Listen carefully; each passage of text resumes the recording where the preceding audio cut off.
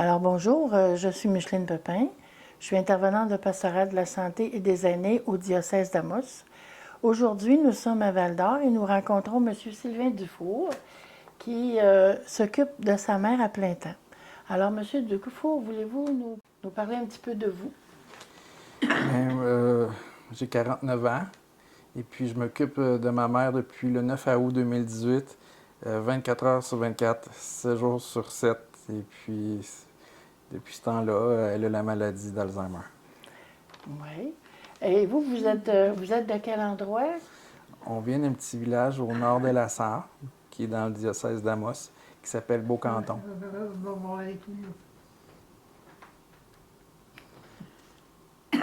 Ma mère est née dans ce village-là, donc ça fait 79 ans qu'elle habite dans la même maison, la maison où on vit.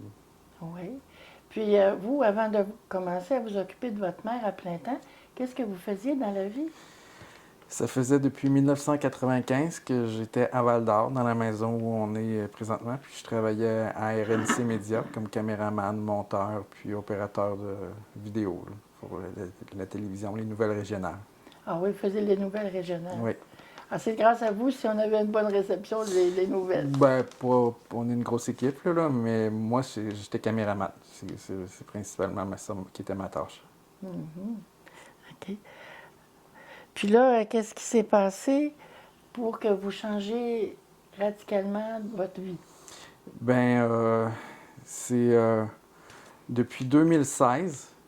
Je remarquais que ma mère, elle oubliait des choses. Des fois, elle se perdait en voiture, mais c'était pas alarmant. C'est des choses qui pouvaient arriver à tout le monde là, dans ce temps-là.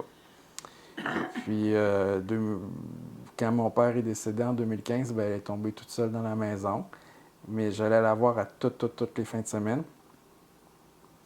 Et puis, vers la fin de 2017, ça commençait à être plus présent. Je remarquais plus de choses, là. Genre que je rouvre une porte d'armoire quand je vais à Beaucanton, puis il y a quelque chose qui devrait pas être là. Genre, tu sais, là, ou une boîte de biscuits qui est dans sa chambre, tu sais, les fourchettes qui sont dans l'endroit des cuillères, puis les cuillères qui sont dans l'endroit des fourchettes. Des choses comme ça que je me disais. Encore là, tu sais, quand je parlais avec, tout était correct. Au mois de juin 2018, où des fois, on était assis dans la cuisine, puis elle me dit « T'es qui, toi? » Là, le cœur commence à te débattre. Tu dis, ouais, oh, pourquoi elle me demande qui je suis? Mais je dis, voyons, maman, c'est moi, Sylvain. Elle dit, je te connais pas. Là, je vais la brasser un peu, tout ça. Puis là, ça revenait. T'sais. Fait que là, tout de suite, j'ai commencé à en parler. On avait une infirmière dans notre village dans ce temps-là. Puis il a appelé son médecin. Puis là, elle l'a rencontré. Puis quand on allait voir le médecin, elle était parfaite, là. Mais quand même, elle a fait faire des analyses de sang, des choses comme ça, puis fait faire un test écrit. Puis ma mère réussissait toujours très bien. Fait qu'elle disait, Monsieur Dufour, c'est pas nécessaire de vous inquiéter. Jusqu'au mois d'août, où je l'appelais tous les jours, des fois même plusieurs fois par jour, parce que je commençais à être très inquiet. Le 9 août, elle m'appelle, ben je l'appelle, puis elle me dit qu'il y a quelqu'un dans sa maison, un homme. Puis il est rendu 10 heures le soir. J'aime vraiment pas ça. J'ai dit, maman, passe-moi là au téléphone. Là, elle disait, je l'entendais, viens parler au téléphone, mon garçon veut te parler. Puis elle disait, il veut pas venir, il veut pas venir. Là, moi, connaissant bien maman, je me suis dit, ça se peut qu'il y a quelqu'un qui a frappé à la porte, qui lui dit qu'il n'a pas d'argent, qu'il a faim, puis tout ça. Puis avec son grand cœur, je sais qu'elle l'aurait invité à prendre une soupe ou même lui donner des vêtements s'il était mouillé ou sale. Mais en même temps, j'aimais pas ça, là. Euh, là, après une demi-heure d'essayer de parlementer, puis je trouvais ça pas normal, mais j'étais là, c'est peut-être possible qu'il y ait quelqu'un, tu sais. Fait que j'avais 2 téléphones dans ce temps-là. J'avais un téléphone cellulaire plus un téléphone de table, là, de maison, comme on appelle. Fait que j'ai dit, maman, reste en ligne, puis j'ai appelé la police, puis je lui ai raconté cette histoire-là, comme je viens de vous raconter. Puis on dit, OK, monsieur Dufour, on envoie quelqu'un tout de suite. Elle reste en ligne, puis tout ça, tu sais. Fait que 15-20 minutes plus tard, la police est arrivée. Je les ai entendus rentrer du téléphone. Puis là, ils ont pris le téléphone, ils m'ont parlé. Puis là, il y a un des deux policiers qui fouillait la maison pour voir si, mettons, la personne qui est là aurait pu se cacher dans une pièce ou sous-sol, n'importe où. La maison est quand même assez grande. Puis finalement, après avoir fouillé la maison, ils n'ont vu personne. Puis là, ils m'ont dit, Monsieur Dufour, votre mère, là, elle ne peut pas être seule. Là. Il y a quelque chose qui n'est pas correct. Là. On fait venir l'ambulance. Il était peut-être 22h45. Fait que j'ai sauté dans ma voiture. Je me suis en allé vers la salle. Puis depuis ce temps-là, je ne suis jamais revenu ici. Puis j'ai toujours resté avec elle. OK. Mais quand elle a été hospitalisée, le médecin a fait Ils l'ont ça? gardée 4 jours à l'hôpital.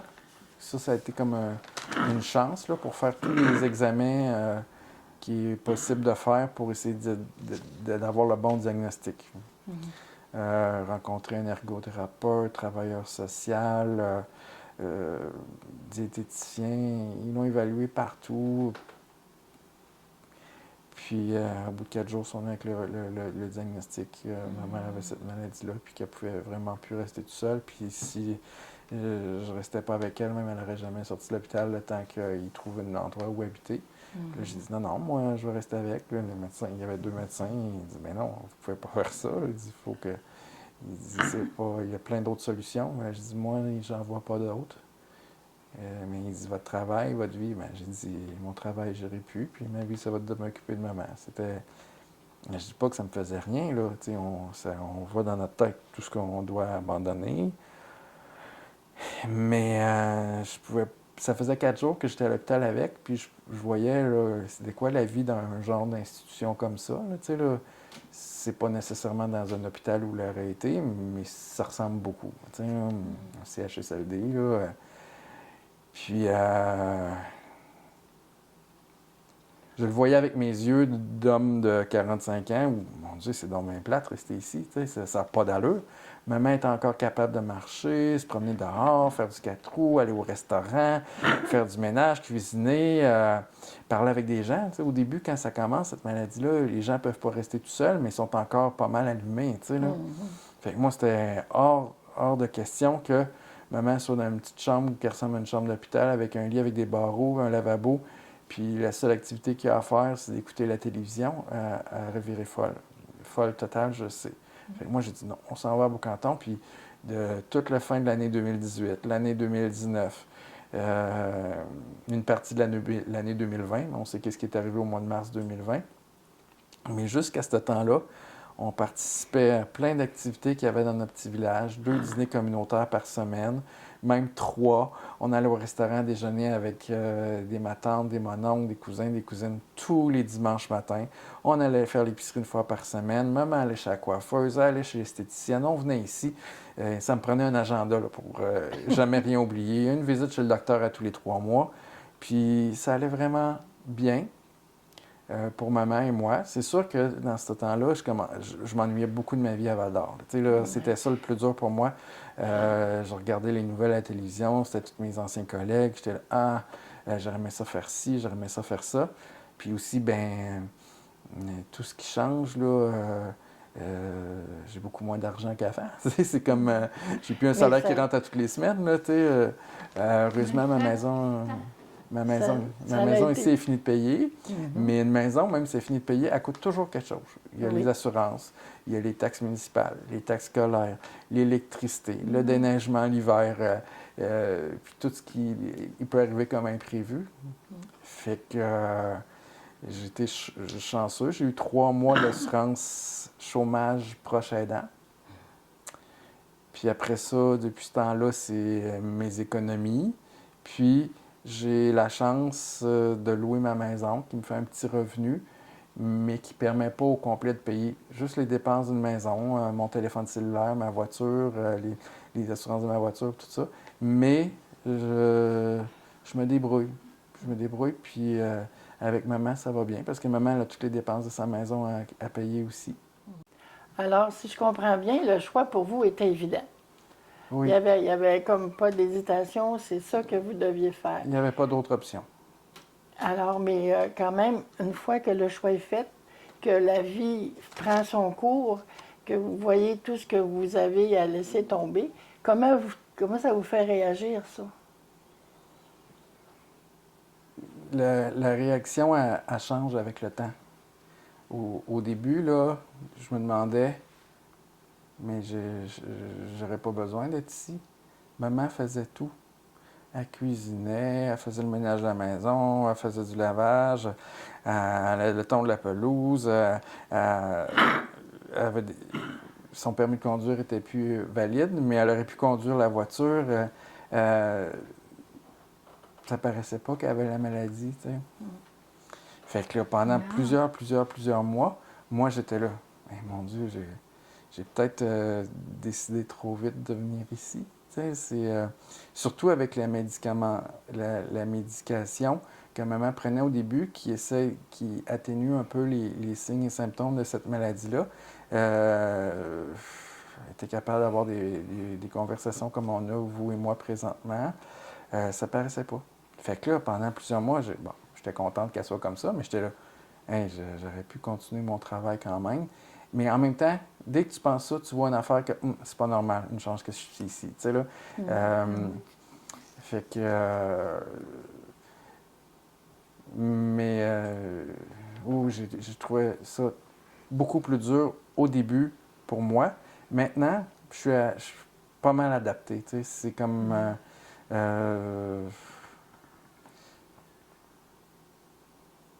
C'est normal pour moi. C'est comme je pense presque plus. Même j'écoute les nouvelles, je vois mes anciens collègues qui sont encore là, puis je suis là. Je pense plus ou moins à être là, sauf quand c'est quelque chose que j'aurais aimé faire. Tu sais, comme un tournage que je fais, ouais, ça, j'aurais aimé ça couvrir ça. Là. Mais ça arrive rarement. Mais ça demande tellement s'occuper de quelqu'un comme je m'occupe de maman, là, que tu commences à matin à 8 h le matin. Mon Dieu, il est déjà 11 h. Parce que tout est lent. Tu sais, là, donner son bain, ça peut prendre 1 heure. Déjeuner, ça peut prendre 1 heure. On a déjà 2 heures de passé. Tu sais, là, je l'assois dans le salon, devant la télé. Elle n'occupe pas vraiment la télé, mais la télé est ouverte, là, tu sais. Bon, mais là, je lave la vaisselle, je pars me brasser le lavage. Il y a des miettes à terre, il faudrait que je balaye. Clic, il est déjà 3 heures. Elle a une collation pour maman. Après ça, commence à préparer le souper.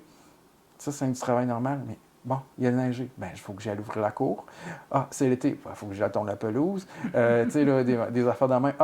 Le printemps arrive, il faut mettre les pneus d'été. Les pneus, on a 2 voitures. Maman a toujours voulu garder sa voiture. Fait que je l'estime pas. On garde sa voiture. Elle est fière de dire que c'est ma voiture. C'est elle qui l'a payée, puis tout ça. Fait que je m'occupe de sa voiture aussi. On vient à Val-d'Or. Planifier pour s'en aller à Val-d'Or. La maison ici, OK, elle a l'air habitable, mais il n'y a plus de nourriture dedans. Fait que quand on vient à Val-d'Or, il faut emmener de la nourriture. Tu sais, c'est comme... parce que je peux pas la laisser tout seule puis aller faire l'épicerie ou des choses comme ça. Fait qu'on j'amène tout de Beaucanton. Comme je la loue, on arrive, c'est souvent le désordre. Les lits, on peut pas coucher dedans. Fait que la journée qu'on vient à Val-d'Or, c'est une grosse journée. Puis quand on repart pour s'en aller à la maison, c'est une autre grosse journée, tu sais. Puis ça, c'est quand tout va bien. La dernière fois qu'on est venu à Val-d'Or, maman était pas comme ça. C'était encore pire que ça. Fait que quand on est arrivé à Beaucanton, le lendemain, elle dormait tout le temps, elle était impossible à réveiller. Fait que fallait aller à l'hôpital, ils l'ont gardée une nuit, et une infection urinaire. Fait que mais elle a bien guéri. Fait que c'est ça, faut vraiment accepter, dans mon cas, que c'est elle le boss. Même si elle n'a pas l'air d'un patron. Je fais tout en fonction de elle. Tout. Et je comprends très bien que quelqu'un qui n'a pas vécu ça ne peut pas s'imaginer que c'est comme ça. Parce que je me dis, non, ça se peut pas, t'en mets. Non. C'est comme ça. Puis ça, c'est quand il n'y a pas un imprévu qu'un pipi au lit ou un caca au lit. Ça n'arrive pas souvent, là. Quelques fois par année. Mais ça peut arriver. Ça retarde, ça. Il faut que tu aies du nettoyage à faire. Alors, des choses comme ça. Ce gros changement de vie-là que vous avez fait, c'est un virage à 180 degrés. Oui, on peut dire ça. Un vrai virage à 180 degrés. Mais vous, maintenant, que vous voyez toutes les implications que ça donne dans votre vie et dans la vie de votre mère. Qu'est-ce que vous en retirez aujourd'hui de ça? Bien, si elle a une vie, c'est grâce à moi, je pense, présentement. Et si j'ai une vie, moi, c'est grâce à elle au départ. Tu sais, c'est elle qui m'a mis au monde. On ne connaît pas l'avenir, puis on ne peut pas refaire le passé, mais je pense vraiment que si j'avais pas fait ce choix-là, bien, maman serait peut-être plus vivante sur la Terre présentement. Parce que je fais pour elle ce que j'aimerais qu'on fasse pour moi. Exactement. C'est très, très, très, très, et je pourrais dire longtemps, rare que je tourne les coins ronds, comme on dit.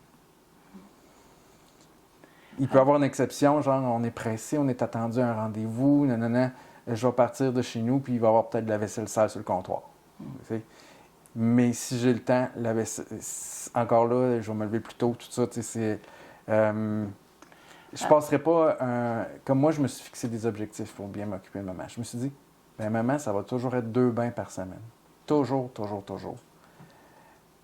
C'est important, l'hygiène. Tu sais, là, c'est une très grande partie de la santé. Ben, j'ai toujours été capable de donner 2 bains par semaine jusqu'à maintenant, depuis presque 4 ans. Puis donner un bain, c'est une grosse entreprise. Tu sais, là, je ne suis pas équipé comme dans un hôpital chez moi. Là, tu sais, mais j'ai acheté ce qu'on pouvait acheter pour m'aider. Sinon, ça ne serait plus possible. Des choses comme ça. Tu sais, là, jamais attendre quand elle me demande quelque chose. Jamais la faire attendre. Penser à des choses qu'elle ne pense plus. Même pour son bien-être, boire de l'eau, là, il ne pense plus. Si je ne dis pas à maman de boire, là, même si je dis elle ne fera pas, il faut que je la fasse boire. Tu sais, là. Des Alors, choses comme ça. votre position que vous avez prise face à votre mère, ça lui redonne, ça lui conserve toute sa dignité humaine. Oui. Une dignité C'est ce que j'essaye le plus dans mes œuvres.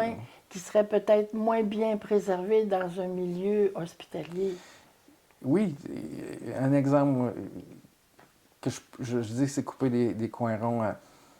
Maman, avant qu'elle ait cette maladie-là, ben, elle aimait ça avoir les cheveux de cette couleur-là. Bon, toute l'année 2018, 2019 jusqu'à 2020, on allait chez la coiffeuse, ça me donnait un lousse, puis elle aimait ça, à discuter avec la coiffeuse. C'est de voir aussi les à côté qui font du bien aussi, le social. Hein, oui. Là. Fait qu'elle discutait avec la coiffeuse, elle avait une coiffeuse merveilleuse, une dame de la Sarre, extrêmement gentille. Puis je voyais que ça faisait du bien à maman. Mais d'autres gens me disent, pourquoi tu l'envoies chez la coiffeuse? Tu sais, j'ai plus besoin de faire teindre les cheveux, tu sais, tout ça. Mais chez la maman, elle aimait ça. Hein. Ça ne dérangerait pas pour ça. Bon, elle comprend beaucoup ce qu'on dit. Oui, elle comprend ce qu'on dit. Fait que depuis la pandémie, ben c'est moi, j'ai acheté la couleur de teinture, puis je lui teins les cheveux, puis je lui lave les cheveux, puis tout ça. Puis je suis content de faire ça pour elle. C'est un petit rien à continuer à avoir les cheveux de cette couleur-là. C'est pas aussi bien fait que la coiffeuse, là. Bon, mais je le fais pareil. Juste de ne pas oublier de couper ses ongles de pied, ses ongles de main, les limer, tout ça. Puis pas le faire une fois, puis je le ferai l'année prochaine. Non, c'est au moins tous les mois qu'on fait ça. Puis, ben maman, en plus, elle collabore pas, là. Tu sais, si je veux lui faire les pieds, ben elle va s'y enlever, puis tout ça. Puis tu sais, tout est plus dur. Tu sais, là, puis c'est souvent... Peut-être vous m'auriez vu, vous vous auriez dit, mon Dieu, vous perdez pas la patience, M. Dufour. Mais moi, je me rendais compte que des fois, là, c'est assez. Là. Je fais tout pour t'aider, puis tu fais tout pour me nuire. Tu sais. Mais elle fait pas exprès pour me nuire. C'est involontaire, puis elle s'en rend pas compte. Fait que c'est de se dire ça dans sa tête. C'est de se dire ça dans sa tête jusqu'à temps que, maintenant, là, je me souviens plus de la dernière fois que j'ai perdu patience. Vous avez une grande compréhension vous avez une grande facilité de vous mettre à sa place. Vous avez de l'empathie pour elle. Oui, mais c'est pas... Pour moi, je me dis toujours, c'est pas de sa faute. Ben, c'est pas de sa faute. C'est ça, l'empathie. Elle n'est pas devenue comme ça à cause que, genre, elle a fait des abus d'alcool, de drogue ou une overdose de médicaments, là, ou ça aurait été un geste volontaire. C'est le hasard qui a choisi que maman clique cette maladie-là. Fait que c'est vraiment pas de sa faute. Fait que toujours, quand j'ai de la misère, quand j'ai de la misère, c'est ça que je me répète. Je me répète toujours ça. C'est pas de sa faute, c'est pas de sa faute. Elle n'a pas demandé d'être comme ça. Première chose que je me répète. Deuxième chose, c'est que je sais très, très bien que si moi, j'avais eu un accident qui m'aurait laissé paraplégique, quadriplégique, ou une maladie grave, étant enfant, ou même jusqu'à temps que maman soit capable, elle serait occupée de moi corps et âme. Elle n'aurait jamais arrêté. Ça, je le sais. J'en ai aucun doute. Fait que je le fais, les raisons, c'est pour qu'elle continue à avoir une vie digne, comme vous avez dit. Je le fais par reconnaissance. Puis je le fais parce que plus je m'occupe d'elle, même si je l'aimais déjà infiniment, je l'aime encore toujours plus parce que je m'occupe d'elle. C'est plaisant, puis c'est déplaisant aussi quand je pense à l'avenir. Parce que l'aimer comme ça, quand elle ne sera plus là, je vais trouver ça extrêmement dur. J'ai pas eu d'enfant, mais je me dis, j'ai l'amour pour elle qu'un parent envers son enfant. Parce que maman, c'est un enfant de 81 ans présentement. Là. C'est ça. Là. Tu sais, là, c'est...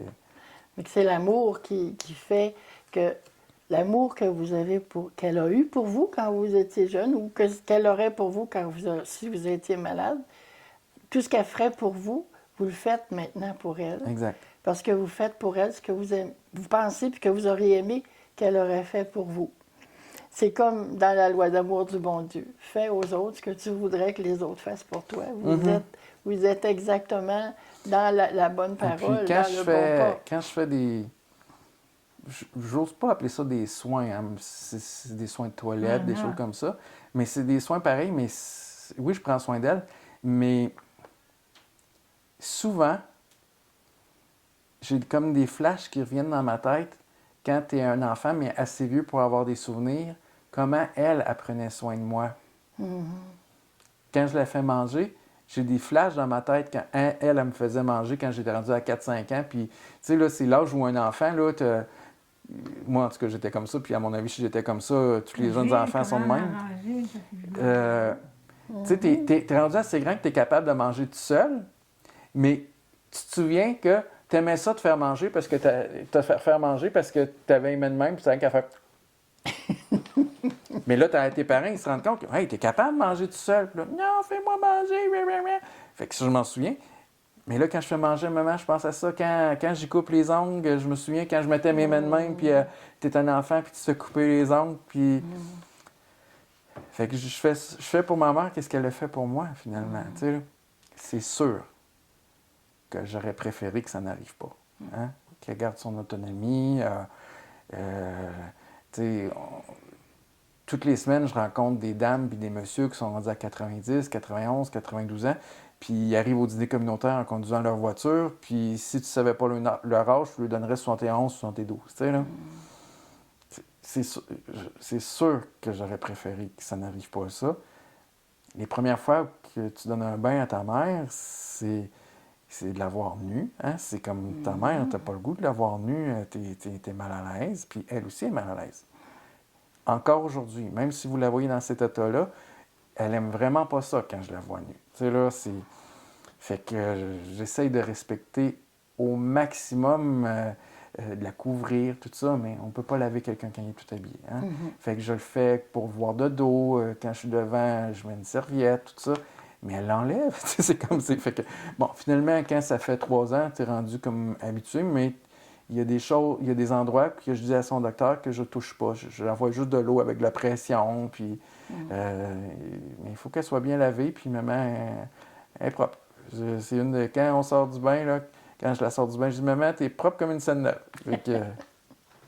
les dents, hein, c'est laver les dents après chaque repas, puis elle n'aime pas ça, puis mais c'est de jamais abandonner. J'ai jamais abandonné jusqu'à maintenant, puis ça me rend fier.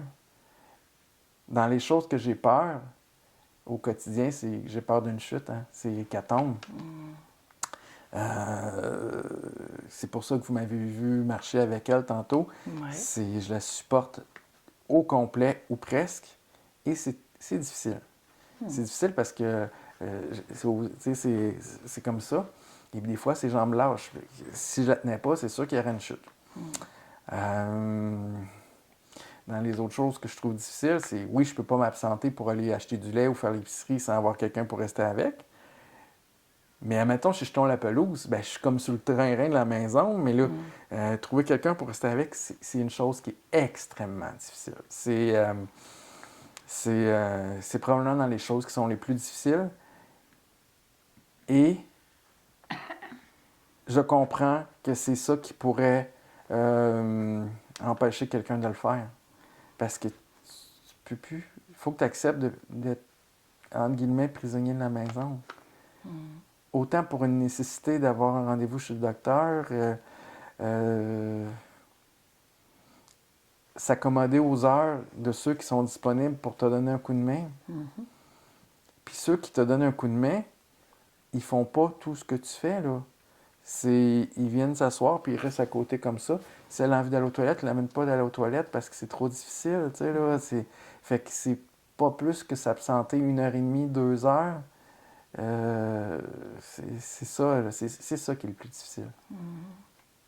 Tantôt, vous disiez que vous n'auriez pas souhaité que ça arrive, que vous auriez souhaité qu'elle garde son autonomie le plus longtemps possible, parce que c'est sûr qu'on les sent plus heureux dans ce temps-là. Mais c'est arrivé, et vous êtes là pour elle, et vous avez... Est-ce que vous trouvez que c'est un privilège de pouvoir s'en occuper comme vous le faites? Est-ce que vous trouvez que ça vous donne quelque chose? Est-ce que ça vous fait grandir? Bien, le privilège, pour moi, c'est de savoir qu'on s'occupe bien d'elle.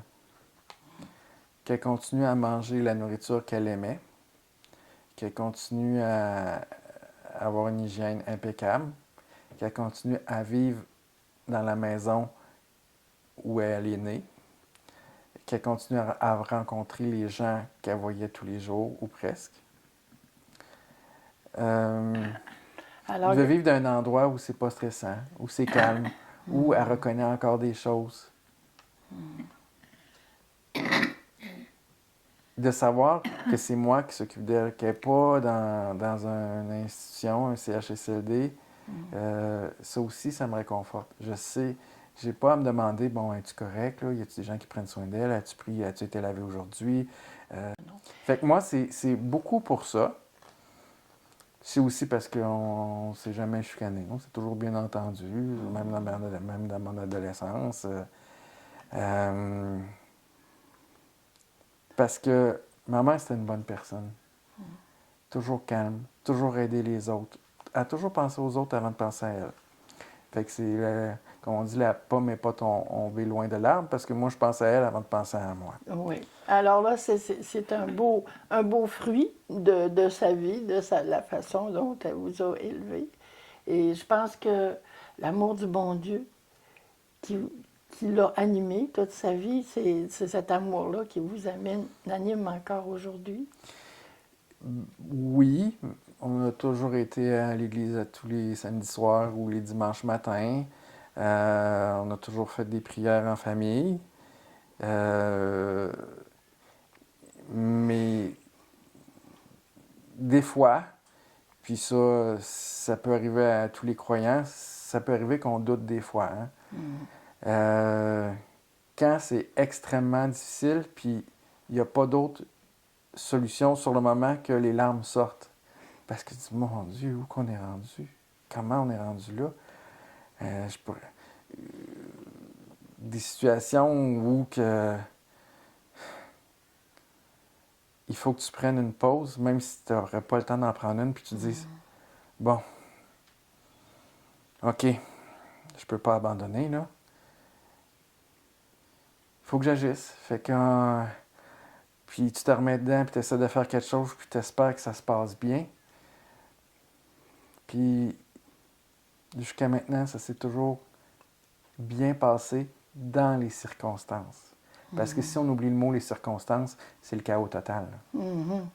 Qu'est-ce qui vous a donné la force de passer au travers?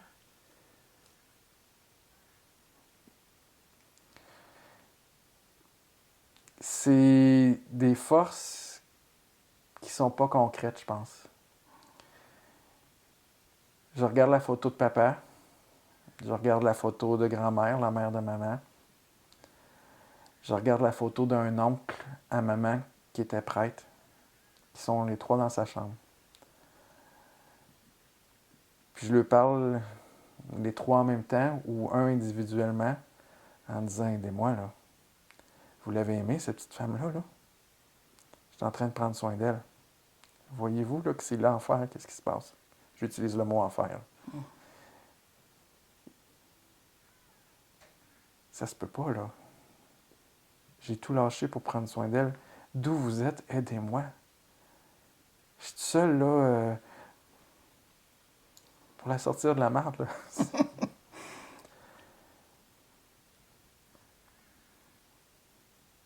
Puis je roule mes manches de chemise, puis on la lave, puis ça arrive pas souvent, là. Ou les fois où elle tombe. En 3 ans et demi, c'est arrivé 3 fois.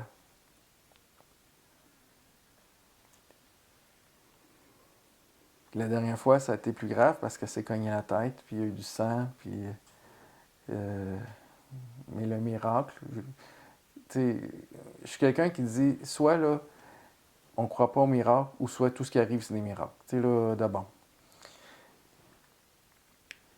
Elle ne s'est pas blessée. Il n'y a pas eu de conséquences graves, même s'il y a eu du sang. Mais c'est épeurant quand tu rentres dans la maison juste parce que tu es allé chercher la malle, puis tu reviens, puis maman est couchée par terre, la chaise est virée à l'envers, puis il y a du sang par terre. Tu sais, là. Parce que c'est des petits accidents, puis un petit accident change le reste de ta journée, là, tu sais. Je sais pas ce qui me donne... La vraie réponse, je ne sais pas. Qu'est-ce qui me donne le courage de continuer?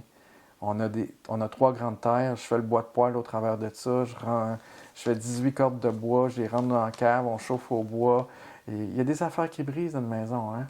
Le poêle à bois, il faut lui changer, la laveuse s'est mise à couler, il faut que je trouve une autre laveuse. Ce qui aide beaucoup, c'est que maman, comme moi, on aurait pu gagner un prix Nobel d'économie. C'est comme...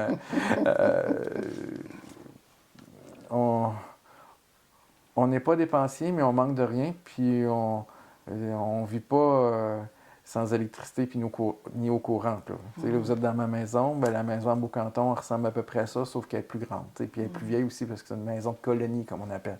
Mes grands-parents, c'est dans les premiers arrivants du petit village où on habite. Mais je pense qu'on est beaucoup chanceux. Beaucoup chanceux... Quand maman, il y a une pension qui permet de s'acheter de la nourriture à toutes les semaines, de payer l'électricité, les taxes, de payer les médicaments quand on a besoin.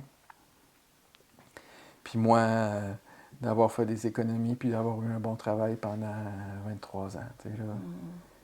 Puis je parle pas d'économies là, que j'ai des millions, là, juste des économies que tu n'as plus de paiement puis des choses comme ça. Puis avec l'allocation de ma maison, ben d'avoir pas de soucis d'argent. Là, C'est votre maman qui vous a élevé dans la foi chrétienne, dans la foi maman, bon papa, Dieu. grand-maman. Pensez-vous que cette foi-là puis cet amour-là du bon Dieu, ça peut faire partie de ce qui vous a aidé à passer au travers? Ben, je connais pas d'autre vie. T'sais, pour moi, c'est comme... j'en parle pas à tout le monde ni tout le temps de ça, là.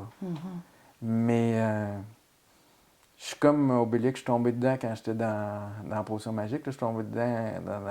Mes parents m'ont toujours emmené à la messe, même quand j'étais bébé Sodelon. Puis j'aurais pu très bien pu rien vouloir savoir de ça, rendu à 10-11 ans. Non, je veux plus aller à la messe, puis tout ça.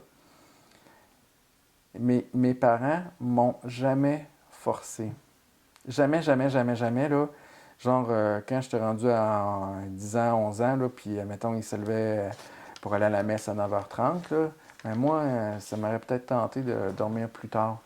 Puis maman, c'était toujours, Sylvain, tu veux-tu venir? T'es pas obligé de venir. Mais je me levais pour y aller. Jamais, jamais, jamais, jamais forcé. Quand je pense, je dis, c'est peut-être pour ça que j'ai continué. Comparé à d'autres parents qui ont forcé leur enfant, puis aller à la messe, puis continuer à croire, ils prenaient ça peut-être comme une corvée. Vous, la foi, c'est devenu comme une évidence. C'est devenu comme ça fait partie de la vie. Ah non, Non? ce sont tellement mauvais, ce moment-là. Oui. Ben, une manière de vivre. Une manière de vivre. Ma mère me disait quand j'étais petit garçon, là, petit, là, peut-être 5-6 ans, quand tu parles dans ta tête, c'est comme si tu parlais toujours à Dieu. Ben, je suis resté comme ça. C'est de remercier puis de demander. Pas juste demander. Je regarde le soleil. Ah, merci Dieu, il y a un beau soleil aujourd'hui. S'il y a un ouragan puis une tempête, je fais c'est plate, hein? C'est-tu toi qui nous l'envoies ou tu nous envoies qu'est-ce qu'il y a de bon puis les mauvaises affaires, c'est pas toi, tu sais, là. Fait que merci Dieu, je suis en santé. Mais quand on est malade, c'est toi Dieu qui m'envoie ça? J'ose croire que non, mais je me dis, s'il nous envoie pas, s'il nous envoie c'est qui nous envoie la maladie? Le hasard, tu sais, là, c'est... Mais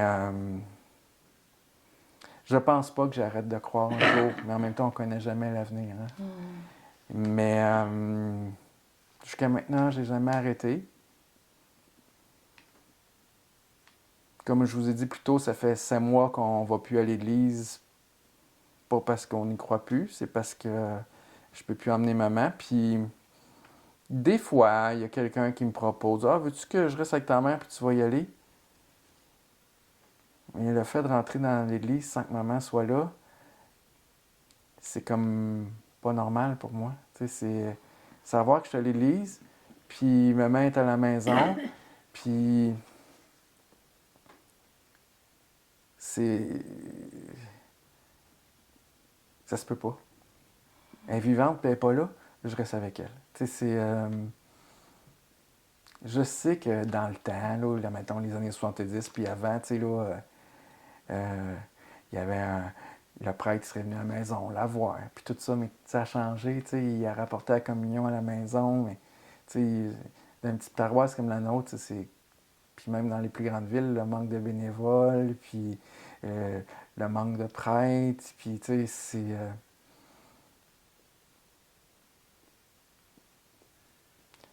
Mais ça va bien pareil. Je vois que maman, c'est sa maladie qui fait ça. On fait une prière tous les soirs avant de se coucher, puis ben encore l'année passée, maman la faisait avec moi, mais là je la fais, puis elle écoute, puis c'est comme ça ne dit plus rien. Hein? C'est encore là ce que je vous disais plus tôt, c'est pas de sa faute, c'est la maladie.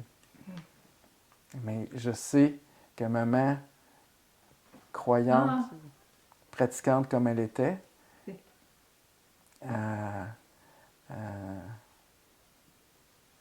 c'est un ange vivant présentement. C'est pas à cause qu'elle va plus à la messe, puis qu'elle a plein de valeurs de bonté, puis quand elle est un petit peu colérique, c'est sa maladie qui fait ça, ou ça prouve qu'elle est encore un être humain. C'est ça. Alors, en conclusion, vous avez le privilège de vous occuper d'un ange. Oui, un ange, des fois, qui a des petites cordes, mais qui, elle le sait, puis elle n'a pas à rire. Puis... Alors, M. Dufour, pour conclure notre rencontre, quel message vous aimeriez donner à des personnes qui, dans leur famille, ont une personne malade comme votre mère?